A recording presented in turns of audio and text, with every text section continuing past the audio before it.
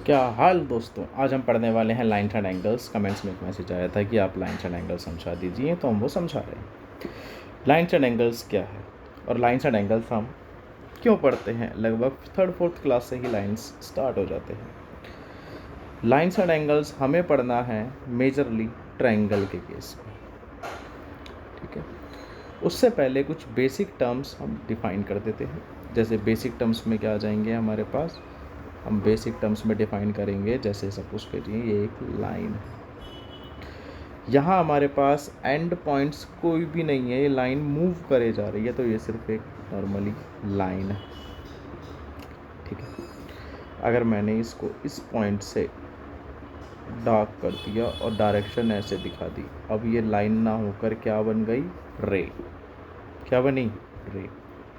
और अब अगर मैं इन दोनों लाइंस पे, या मतलब यहाँ से इस पॉइंट को नाम दे दूँ ए और इस पॉइंट को नाम दे दूँ बी, इन्हीं दोनों पॉइंट के बीच में इसको डिफाइन कर दूँ, तो ये पॉइंट का सेक्शन बना, मतलब ए बी बन गया लाइन सेगमेंट। ये बेसिक कंडीशन थी, समझ में आ चुकी होगी, ठीक है।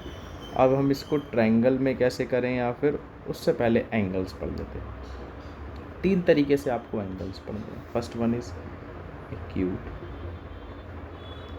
Second one is right angle and third one is obtuse angle, ठीक है। और अब ये क्या होते हैं, मैं अपने पेज से समझाता हूँ, ठीक है। बस एक सेकंड, मुश्किल से मुश्किल। अब देखिए, जैसे कि सभी देख पा रहे हैं, लाइन क्या है, never and, has 2 points, line segment, 1 and point and extend for ever, इसको हम बोलेंगे रे, ठीक है। तो ये बहुत सिंपल सी डेफिनेशन है इन तीनों की। अब हम आगे की बात करते हैं। अगर किसी एंगल की वैल्यू 90 डिग्री, तो यहाँ पर ये गड़बड़ी हो चुकी है, 90 डिग्री ऐसे बनेगा, यानी किसी का भी एंगल यानी थीटा अगर 90 डिग्री है, तो वो ट्रायंगल कौन सा है, राइट एंगल ट्रायंगल, ठीक है।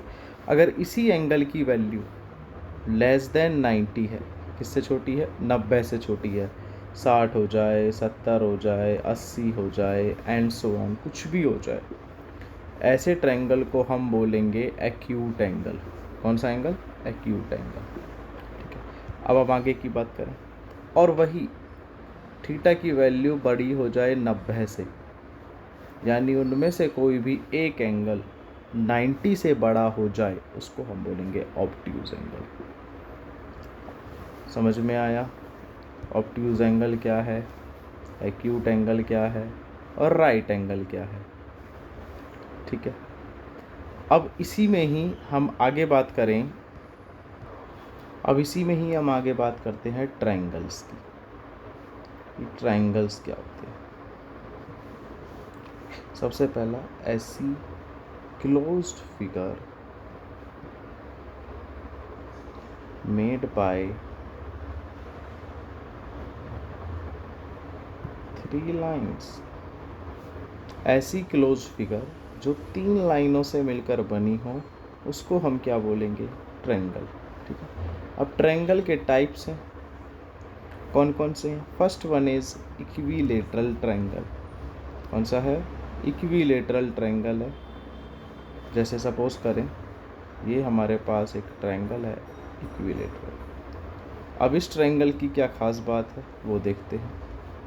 अब इक्विलेटरल ट्रायंगल क्या कहता है, इक्विलेटरल ट्रायंगल कहता है कि अगर ये साइड है ए, ये साइड है बी और ये साइड है सी। इक्विलेटरल ट्रायंगल कहता है कि साइड्स, फर्स्ट पॉइंट,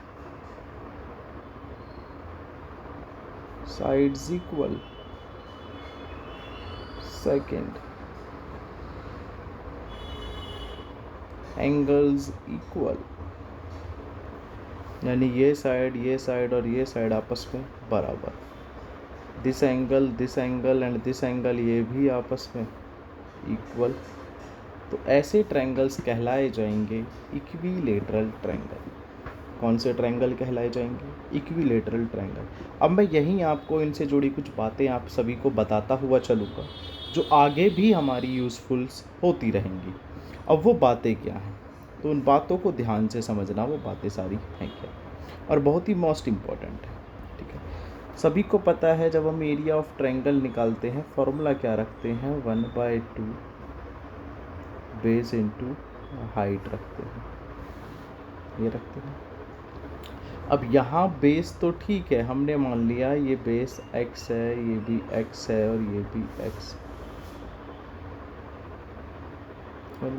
या फिर x को छोड़ो, x को हम क्या डिफाइन करेंगे, हम इसको डिफाइन a पर कर देते हैं।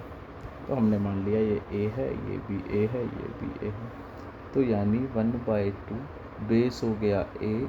अब हाइट तो हमें पता ही नहीं है, तो हाइट निकालने का एक तरीका होता है, हम यहाँ खींचेंगे इस पर परपेंडिकुलर है तो 90 डिग्री का केस बना, और परपेंडिकुलर जैसे ही इस पर खींचा एंगल बना 90 डिग्री का, तो ये बेस, ये परपेंडिकुलर, ये हाइपोटेन्यूज। आई बस, अगर ये टोटल b है यानी a है, तो यहाँ से लेके यहाँ तक ये कितना हो गया, a/2 नहीं है, और ये हाइट हमें निकालनी है, ठीक है। तो अब आगे सभी ने पढ़ रखा है, हाइट परपेंडिकुलर मतलब ये कैसे निकालना, a स्क्वायर हाइपोटेन्यूज के स्क्वायर में से बेस का स्क्वायर माइनस करते हैं, यानी 4a स्क्वायर माइनस a²/4, तो ये बना अंडर रूट में 3a²/4, यानी अंडर रूट 3/2 इंटू a। ये आ गई हमारी हाइट इक्विलेटरल ट्रायंगल के केस पर, ठीक है। नहीं समझ में आया तो एक बार उसको दोबारा देख लेना, ठीक है। तो अब हम आ जाते हैं आगे, तो ये आ गया √3/2 इंटू a, तो मल्टीप्लाई कर दो √3/4 इंटू a², ये फार्मूला बना एरिया ऑफ ट्रायंगल, और वो भी ट्रायंगल कौन सा, इक्विलेटरल ट्रायंगल, ठीक है। आई होप यहाँ तक आपको समझ में आया होगा। अब हम चलते हैं आइसोसेलेस ट्रायंगल क्या होता है, प्रॉपर्टीज़ भूलनी नहीं है, बाद में पूछूंगा मैं इक्विलेटरल ट्रायंगल की प्रॉपर्टीज़, ठीक है। अब सेकंड केस पर आ जाते हैं, आइसोसेलेस ट्रायंगल। आइसोसेलेस ट्रायंगल क्या कहता है, आइसोसेलेस ट्रायंगल कहता है कि first isosceles triangles,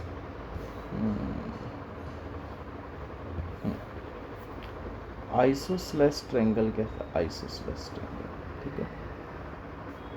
isosceles triangle ये कहता है कि दो साइड आपस में इक्वल हो जाए, टू साइड्स इक्वल। अब यहीं एक थ्योरम आ जाती है कि अगर किसी भी ट्रायंगल की दो साइड आपस में बराबर होती हैं तो उनके रिस्पेक्टिव एंगल्स भी आपस में बराबर हो जाएंगे। जैसे ये A है, ये B है और ये C है, तो A और B अगर आपस में बराबर हैं तो ये दोनों एंगल भी आपस में बराबर होंगे, या फिर अगर ये दोनों एंगल्स आपस में बराबर हैं तो ये साइड्स भी आपस में इक्वल होंगी। ये डेफिनेशन है आइसोसेलेस ट्रायंगल की, ठीक है। आई होप समझ में आया होगा। अब इसके बाद आ जाते हैं एक लास्ट ट्रायंगल, स्केलिन ट्रायंगल्स क्या होते हैं।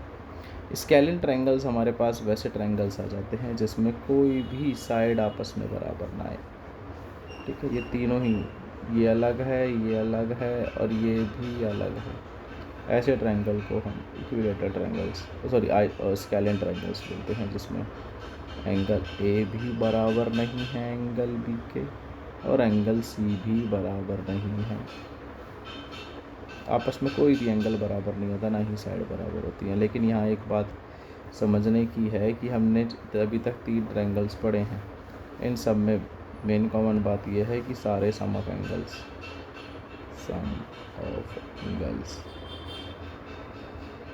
ये हो जाएगा 180। कितना हो जाएगा, 180। कि सारे एंगल का सम कितना होता है, 180 होता है। ये बात बस नोट रख लेना, ठीक है।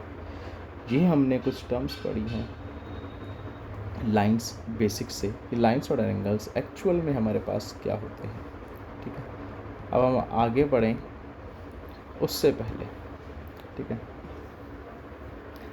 कुछ प्रूफ्स कर लेते हैं, फिर कुछ थ्योरम्स हैं जो बाद में यूज़फुल आएंगे। जैसे कि सपोज कीजिए फर्स्ट पॉइंट क्या कहते हैं, अगर हमारे पास ये दो लाइंस हैं और आपस में ये एक दूसरे को इंटरसेक्ट कर रही हैं, क्या कर रही हैं, इंटरसेक्ट कर रही हैं, तो इसके अपोजिट एंगल्स अगर आपस में बराबर हैं, यानी ये वाला एंगल इसके बराबर, ये वाला एंगल इसके बराबर, ऐसे एंगल को हम बोलते हैं वर्टिकली अपोजिट एंगल्स। कौन से एंगल्स बोलते हैं, vertically opposite angles. Second case के लिए कंडीशन है, अगर ये दो लाइन पैरेलल हैं और इनके बीच में एक ये ट्रांसवर्सल लाइन है, तो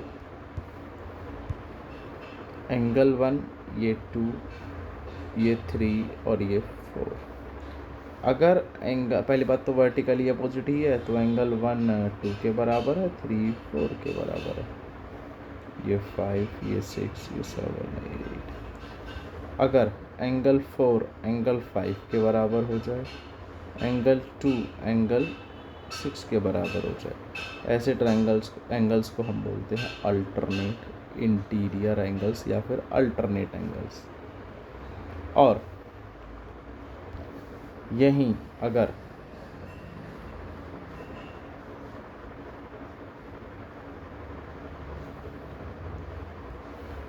एंगल 3 7 के इक्वल हो जाए और 1 8 के इक्वल हो जाए, तो अल्टरनेट एंगल तो रहा ही, लेकिन ये इंटीरियर ना होकर कैसा हो गया, एक्सटीरियर हो गया। क्लियर है। अब हम आगे थर्ड पॉइंट, अगर एंगल 2 प्लस एंगल 5 का सम 180 आ जाए, इन दोनों का सम, ऐसे 4 6 का सम, तो इन एंगल्स को हम बोलते हैं को इंटीरियर एंगल्स। को इंटीरियर एंगल्स, और को इंटीरियर्स हैं तो को एक्सटीरियर भी होगा, यानी 1 और 7 और 3 और 8। समझ में आया, कोई परेशानी है यहाँ तक, ठीक है। अब एक और एंगल बच गया है, कॉरस्पॉन्डिंग एंगल्स किसको बोलते हैं, कॉरस्पॉन्डिंग एंगल्स। एंगल 3 अगर एंगल 5 के बराबर है, 2 और 8 के बराबर, 4 7 के बराबर, 6 1 के बराबर, ऐसे एंगल्स को हम बोलते हैं कॉरस्पॉन्डिंग एंगल्स। तो ये बेसिक कंडीशंस थी जो सभी को आनी चाहिए लाइंस और एंगल्स से रिगार्डिंग। अगर आप सभी को ये समझ में आया हो तो लाइक शेयर और सब्सक्राइब ज़रूर करें, और नेक्स्ट टॉपिक ज़रूर बताएं कि मैं किस टॉपिक पर वीडियो ज़रूर बनाऊं, ठीक है। जब तक के लिए जय Hind and all the best. खुश रहें, छुट्टियां मनाएं।